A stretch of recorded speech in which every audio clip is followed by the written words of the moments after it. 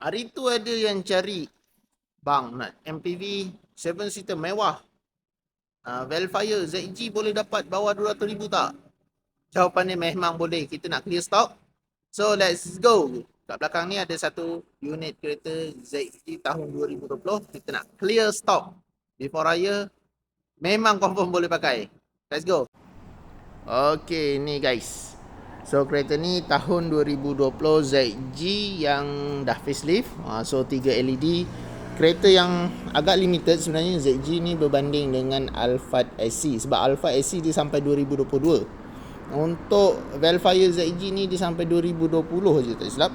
Lepas tu dia korang kata nak discontinue, Toyota nak discontinue. Mana tahu AGH40 dengan TAH 40 ada pula lah.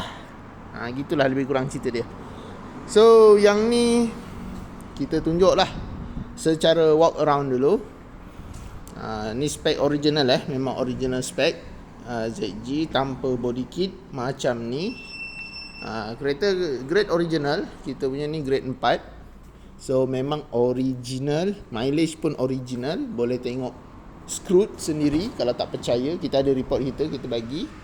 Mileage pun rendah lagi guys, baru 29,000. Interior dia macam ni.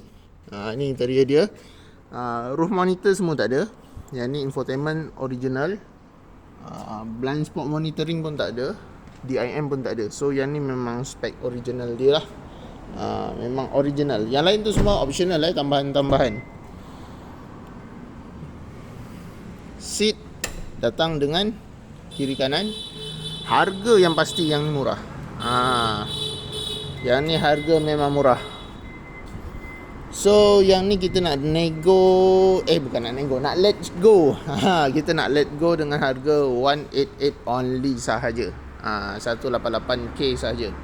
So yang betul-betul berminat boleh WhatsApp saya di 0177145604 grade 4. Yang ni mileage baru 29,000. Condition kereta memang tip-top, mantap. Daripada abang dengan akak cari kereta second hand, terpakai. Yang ni harga 188, lagi kereta dalam condition tip-top macam ni, dan juga recon baru unregister. So dari segi penjimatan, dia punya interest rate abang dah jimat banyak. Yang ni 2 point something, kalau second hand dalam 3 something. So memang jimat jauh lah, jimat banyak lah untuk abang dengan akak nak pakai kereta yang besar, full spec, dan juga kereta yang original condition, original mileage. Yang ni mileage baru 29k saja. So berminat boleh hubungi saya cepat-cepat. Bye-bye.